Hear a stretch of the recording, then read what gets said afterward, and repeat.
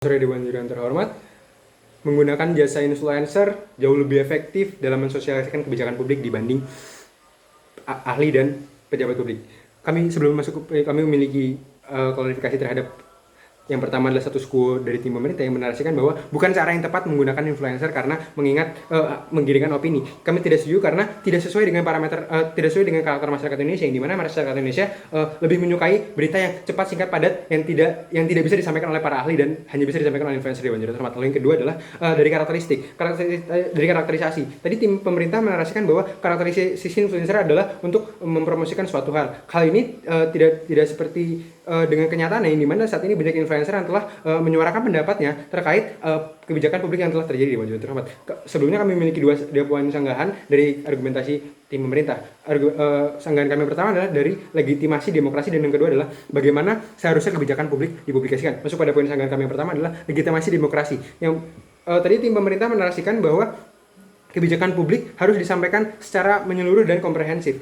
Sanggahan kami adalah tidak sesuai dengan sifat masyarakat Indonesia, yang dimana masyarakat Indonesia lebih mudah bosan, tidak suka berita yang bertele-tele yang disampaikan oleh para ahli atau pejabat publik, sehingga lebih cepat masuk diberitakan oleh influencer karena cepat, singkat, dan jelas. Lalu yang kedua adalah jikalau ini tetap terjadi di Dewan Juri terhormat, rakyat Indonesia akan tidak tertarik dengan kebijakan tersebut, sehingga akan bersifat acuh tak acuh atau tidak peduli dengan kebijakan tersebut. Yang lebih parahnya lagi, Dewan Juri terhormat, kebijakan tersebut tidak akan tercapai, tidak akan terlaksana, justru malah akan terkesan sia-sia Dewan Juri terhormat. Masuk pada poin sanggahan kami yang kedua adalah bagaimana seharusnya kebijakan publik dipublikasikan. Tadi tim pemerintah menarasikan adalah kebijakan publik yang diberitakan hanya secara sepihak Dewan Juri terhormat. Sanggahan kami adalah saat ini telah banyak influencer yang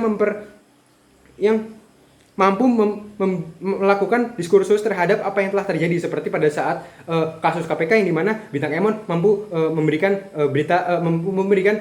pernyataannya atau pendapatnya terhadap kebijakan tersebut. Lalu yang kedua adalah kalaupun tetap tidak menggunakan jasa influencer, yang terjadi adalah kebijakan tersebut akan tidak mampu atau sulit untuk dipublikasikan, mengingat pemerintah memiliki rating atau pamor yang rendah dibanding dari influencer di media Dewan Juri terhormat. Lalu terlebih parahnya lagi, jika ini tidak menggunakan jasa influencer, maka kebijakan tersebut tidak akan tersosialisasi dengan benar dan akan berjalan justru malah terlihat seperti klaim sepihak jika menggunakan pejabat publik Dewan Juri terhormat. Lalu apa yang kami inginkan sebagai tim oposisi adalah mengikuti status quo saat ini, yang dimana menggunakan jasa influencer itu lebih efektif Dewan Juri terhormat. Sehingga kami sebagai tim oposisi setuju dengan mosi kita pada hari ini. Dengan goal besar kami dari tim oposisi adalah untuk mencapai kebijakan publik yang positif Dewan Juri yang terhormat. Dalam perdebatan ini kami akan membuktikan dua hal. Yang pertama adalah mengapa jika kami tetap menggunakan influencer itu lebih efektif. Yang kedua adalah bagaimana dengan kami menggunakan jasa influencer akan mencapai kebijakan publik yang positif dan efektif Dewan Juri yang terhormat. Kami memiliki 3 mekanisme dari perdebatan ini. Yang pertama adalah influencer diberitahu plus minus dari kebijakan tersebut sehingga mereka dapat menyampaikan apa yang mereka inginkan. Lalu yang kedua adalah membuat parameter dalam media sehingga informasi yang disampaikan itu balance Dewan Juri terhormat. Lalu yang ketiga adalah influencer dapat memberikan pendapatnya terkait kebijakan publik ini Dewan Juri terhormat. Disclaimer Dewan Juri terhormat, dengan mekanisme apa yang telah kami buat sedemikian rupa ini akan menghilangkan klaim sepihak dan tetap terjadi media yang balance Dewan Juri terhormat. Beralih pada poin argumentasi kami memiliki 2 poin argumentasi. Yang pertama adalah influencer lebih efektif dalam sosialisasi kebijakan publik, dan yang kedua adalah influencer jauh lebih adil dalam mensosialisasikan kebijakan publik Dewan Juri terhormat. Masuk pada argumentasi kami yang pertama adalah influencer lebih efektif dalam sosialisasi kebijakan publik. Influencer merupakan orang yang berpengaruh dalam media sosial. Terlebih lagi media sosial merupakan media yang paling utama dalam mempengaruhi perspektif publik Dewan Juri yang terhormat. Kebijakan publik merupakan kebijakan yang diputuskan pemerintah dalam mengatur masyarakatnya. Dengan mensosialisasikan kebijakan publik melalui tangan-tangan influencer, karena mereka memiliki pengaruh yang besar, maka akan mampu untuk mengajak masyarakat untuk ikut serta dalam kebijakan ini. Seperti, saya ikut ini loh, masa kamu enggak gitu, Dewan Juri terhormat. Ditambah lagi sifat demokrasi masyarakat Indonesia yang lebih tertarik jika berita tersebut disampaikan oleh influencer Dewan Juri yang terhormat. Dengan demikian influencer akan lebih efektif dalam mensosialisasikan kebijakan, dan cepat pula kebijakan ini akan tercapai sesuai dengan karakter masyarakat Indonesia Dewan Juri terhormat. Sehingga kami memiliki base case yang akan diterima adalah diperolehnya kebijakan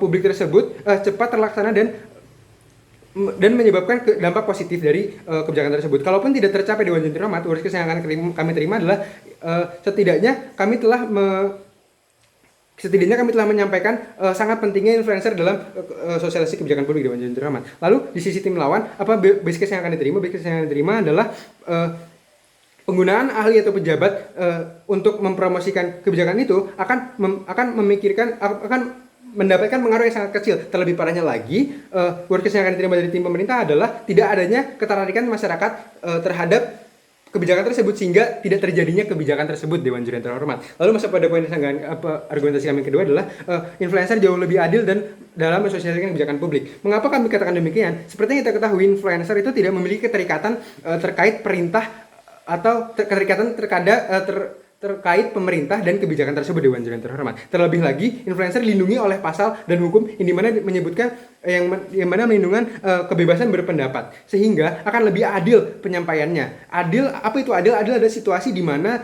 terjadinya keseimbangan antara pendapat-pendapat yang lain Dewan Juri Terhormat. Dengan jasa influencer ini menyampaikan pendapat akan dilaksanakan secara bebas tanpa adanya keterikatan, sehingga akan terjadi banyaknya masukan atau saran terkait kebijakan tersebut Dewan Juri Terhormat, seperti yang disampaikan oleh Dr. Tirta terkait kebijakan pemerintah yang mengatakan pelarangan mudik. Maka itu akan terjadi diskursus Dewan Juri Terhormat, yang justru akan terjadinya diskursus dalam masyarakat tadi yang kami sebutkan Dewan Juri Terhormat.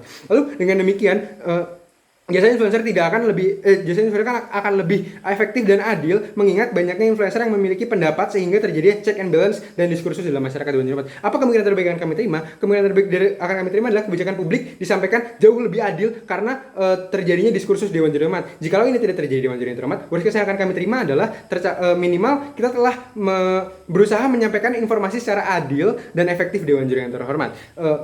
Di sisi lain, tim pemerintah hanya akan memiliki kemungkinan terbaiknya adalah diperolehnya tidak akan tersampainya informasi secara adil akibat adanya keterikatan pejabat publik terhadap kebijakan tersebut. Dan lebih parahnya lagi adalah terjadinya pembohongan serta pembodohan publik karena hanya yang disampaikan hanyalah sisi positifnya saja dari kebijakan tersebut Dewan Juri Terhormat. Seperti yang akan disampaikan adalah interest utama dari media adalah untuk mencapai kepercayaan publik. Namun tidak dengan demikian nyatanya pejabat justru malah akan memberikan interest utamanya adalah untuk mencapai keuntungan dari kebijakan tersebut Dewan Juri Terhormat. Trade off yang kami miliki adalah tim lawan akan menarasikan influencer akan tidak terdidik terkait kebijakan publik. Hal ini tidak dengan sanggahan kami adalah telah banyak influencer para ahli yang memiliki keahlian di bidangnya seperti Dr. Aisyah Brotoatmojo dan Dr. Richard Lee. Lalu jika ini tetap terjadi Dewan Juri Terhormat, kepercayaan publik terhadap pemerintah akan menurun sehingga adanya akibat terjadinya kurangnya pengaruh dari influencer tersebut. Lalu yang terlebih parahnya lagi adalah kebijakan tidak akan berjalan seperti seharusnya Dewan Juri dan hilangnya kepercayaan masyarakat terhadap publik Dewan Juri Terhormat. Dengan demikian kami nyatakan tim oposisi mampu menangani perdebatan pada sore hari ini. Terima kasih Dewan Juri Terhormat.